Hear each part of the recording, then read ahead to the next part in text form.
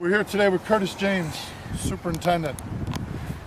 Superintendent, how long, Curtis? How long have you been superintendent now? Probably 10 years. So, if we go back and we look at the history with Sanctuary at Marion, you used the product there, liked it? Did you see it nice with tournament conditions and stuff? Did it always kind of produce what you wanted? Yeah, it always, it always gave us quality turf, and we were running pretty lean and preparing for all the tournaments that were coming at Marion. And Marion, you have to run tournament conditions every day, so we never had any real surges or anything, and we kept good color and kept it lean and mean and dry and fast, and the products always seemed to work pretty well for us.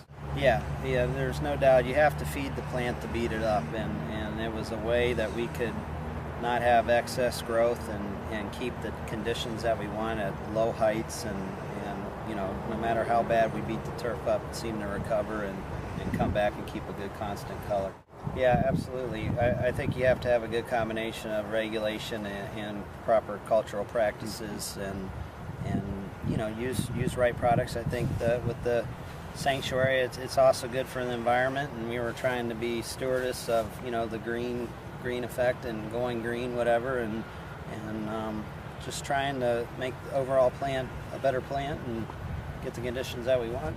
We try, and the guys that my mentors and everything, that's where I've got with Matt at Marion and Mr. Latshaw and a couple other guys. We've always been on an organic program, and it's worked very well for them, and it's kind of what I learned. So Old Stone was a unique situation. It was the farthest course south to have all bent grass in Bowling Green, Kentucky, and Sanctuary was a big product that we started with the grow-in, and it was a combination. There was some synthetic fertilizer to get it going, but the constant feed with the Sanctuary was kind of a combination deal, and the just continued to use it, and it was one of the fastest grow-ins that we had, and it's still one of the top courses in the transition zone for all bent grass. So it worked really well for us in the grow-in process. And you've been able to see it also in the transition on a day-to-day maintenance that you do now. You can actually see that it works in both situations, right? Yeah, in Chicago, it's we do it in the fall.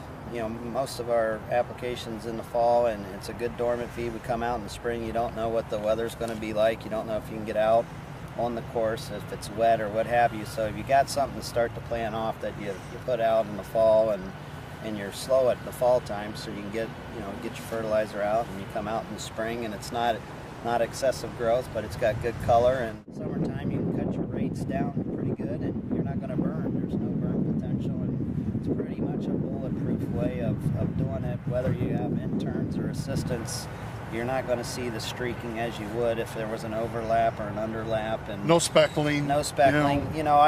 We do the same thing on the greens and the fairways. We'll water it and dry cut it in the afternoon without baskets, and the product gets into the canopy, and anytime we have holes, it's a great time to incorporate the organics, whatever you have. So through the guys that I've worked for over probably 10, 15 years now, and he's always been in the cutting edge, and he's very knowledgeable about all of his products, and is, he takes good care of all of his customers individually, and he's just on a whole different level about soils and organic products. So have a conversation with them. It's always interesting. You're going to learn something every time you talk to Lynn. So he's supported me over the years and been there for me no matter what. If we had a problem or anything, he's been there to fix it, and been there when we were doing good. It's always nice in this kind of situation to deal with somebody like Len.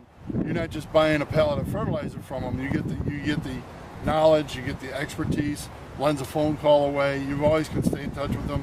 He's not standoffish. He's somebody who's always willing to help and be there too. He's passionate. I think most superintendents are passionate about what we do, and we're trying to produce a good product for our members. And Len understands that concept, and he's always passionate about his products and about making relationships with customers. He's a good man, and you know where you stand with Len at all times. So yeah, I respect Len, and he's been there for me through, grow-ins, through any type of operation, high-end, private, tournament time, grow-ins, It's a nice tool to have in the toolbox. It's just another, tool in the shed, and we try to, with my guys now, and what my predecessors taught me was just get back to basics, and I think that's what Len, it's kind of getting back to basics. We're not trying to reinvent anything. We're just trying to stick to the basics, and